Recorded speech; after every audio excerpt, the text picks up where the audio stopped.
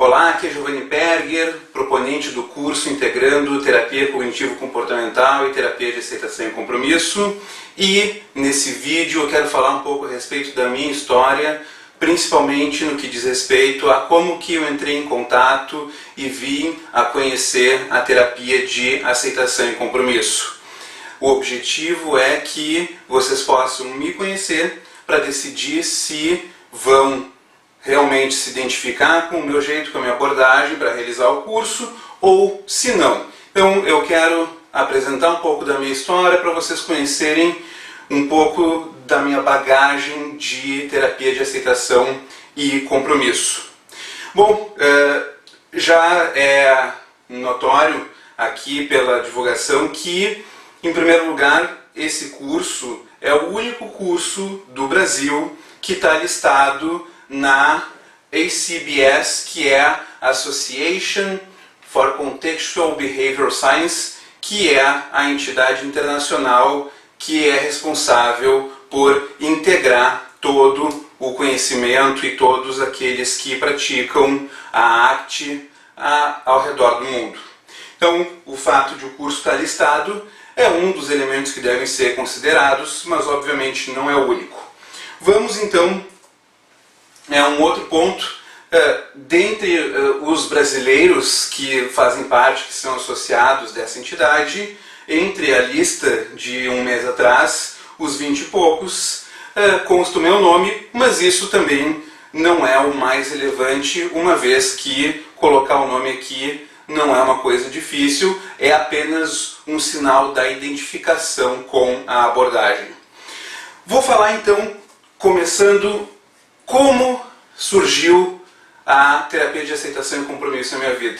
Aqui, uma foto de 2006, de mim e do Keith Dobson, que eu tive a oportunidade, o grande prazer de poder passar um final de semana com ele, uma vez que, na época, eu fazia parte da diretoria da, então, Sociedade Brasileira de Terapias Cognitivas, e eu fiquei de cerimonialista e levei ele então para uma viagem para Gramado, na época em que a gente pôde conversar, e foi um primeiro momento em que eu posso dizer que me senti traído em relação à TCC. Já era um estudioso da TCC, fazia parte da diretoria da Sociedade Brasileira, e ele contou uma história que é a seguinte: uma vez estava ele, o Dobson, o Aaron Beck e o Jeffrey Young jantando em Nova York, se eu não me engano, e um deles lançou uma pergunta que foi a seguinte: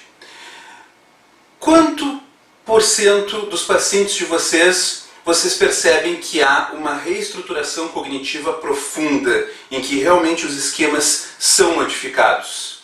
E eles se entreolharam e concordaram que seria em torno de 10% dos pacientes. Quando eu escutei isso, eu pensei, nossa, mas como assim só 10% dos pacientes? Quer dizer então que todas as técnicas de questionamento, reestruturação, no final das contas, vão levar a só 10% dos pacientes de realmente ter uma reestruturação dos seus padrões cognitivos? Isso falando do Beck, do Jeffrey Young e dele. Bom, mas na época, óbvio que eu não abandonei a TCC por causa disso, até porque existe um conceito que é muito importante de a gente levar em conta, que é o de limiar de ativação. Que eu não vou entrar em detalhes agora, mas o tratamento em TCC, ele sim tem ganhos de longo prazo, e a ideia é que não precisa necessariamente o esquema se modificar, mas as técnicas botar o limiar de ativação lá em cima, que na prática os esquemas acabam não sendo ativados. Mas aqui em 2006 foi o primeiro momento em que eu comecei a pensar que, bom, talvez a questão de mudar o esquema não seja o único caminho para mudança. A partir daí, eu posso dizer que eu comecei a estudar a arte sem querer. Um dos pontos que me leva a dizer isso é que em 2007 foi lançado esse livro do Robert Leahy, que é o Como Lidar com as Preocupações, que é um livro que fala sobre TCC, e não cita explicitamente a terapia de aceitação e compromisso. Mas se nós olharmos aqui, um dos capítulos desse livro inteiro diz: aceite a realidade e comprometa-se com a mudança. E aquilo eu achei bastante interessante e desde então comecei a integrar esse elemento dentro do trabalho de TCC. Depois, em 2010, um outro livro do Lehy, que está com a data de 2011, mas ele foi lançado em 2010, que reforça mais uma vez uma série de princípios da ACT. Alguns exemplos de frases que são colocadas nesse livro. Rapidamente, então, Lehy diz: é por isso que muitos psicólogos hoje falam sobre padrões gerais de ansiedade em vez de tentar dirigir a atenção para sintomas específicos como base para o diagnóstico.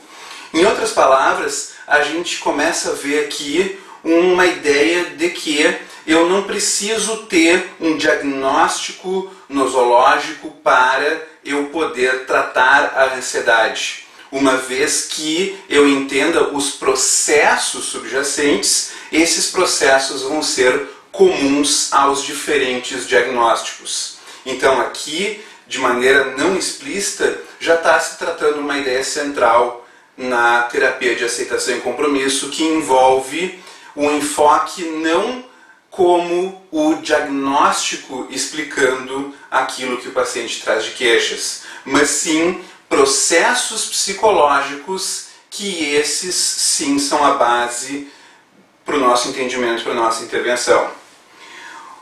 Uma outra frase, o Lehy diz: como veremos adiante, cada um dos transtornos de ansiedade descritos nesse livro é, pelo menos em parte, um medo da ansiedade em si.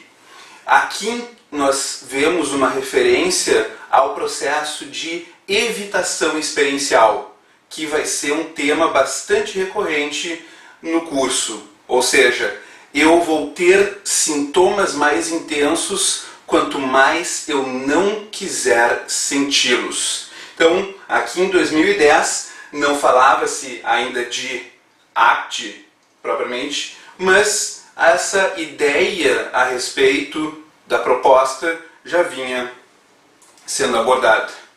Em 2011, foi lançado o livro original, que depois foi traduzido, que se chama Regulação Emocional em Psicoterapia, que mais uma vez não fala explicitamente a respeito do assunto, mas me abriu os olhos para cada vez mais uma ênfase dada à importância da aceitação e o compromisso com a mudança e a remissão dos sintomas ficando num segundo plano. A gente começa a ter uma ênfase cada vez maior em levar uma vida plena independente dos sintomas.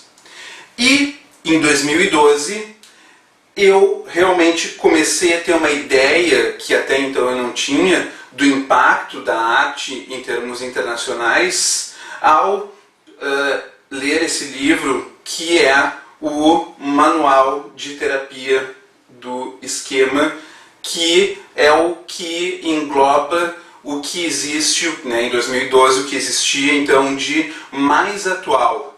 E eu me deparo numa parte onde fala das técnicas, com mais da metade da parte falando da integração de terapia do esquema com ACT. E aqui que eu comecei a reconhecer então essa chamada terceira onda e tive então a dimensão do quanto ela estava crescendo em termos internacionais, e nós aqui ainda não estávamos tão inteirados em relação a essa projeção internacional. Daí, de 2013 em diante, final de 2012, 2013, vocês podem ver aqui que realmente eu fui me interessando e fui me aprofundando cada vez mais, e essa aqui é só uma amostra do que existe hoje de conteúdo em ACT, e grande parte desse conteúdo é o que eu vou querer dividir com vocês. Então, de 2012 a 2013, eu me detive bastante ao estudo de modo que agora em 2014 eu me sinto muito à vontade para poder compartilhar com vocês esse curso que vai integrar a arte com a terapia cognitivo-comportamental. Nós não vamos jogar fora toda a bagagem da terapia cognitiva e dizer que o que antes se fazia não funciona, não presta. Nós vamos integrar essa nova bagagem com a TCC e também tanto a TCC tradicional quanto a terapia do esquema. Bom, então esse é um breve resumo de como eu conheci a arte e o como que eu pretendo fazer essa integração nesse curso online que eu vou dividir com vocês. Então, espero que vocês tenham podido me conhecer um pouco mais e em breve vou fazer novos vídeos aí falando mais da proposta do curso em si e um pouco menos daí da minha história. Então, até o próximo. Tchau, tchau.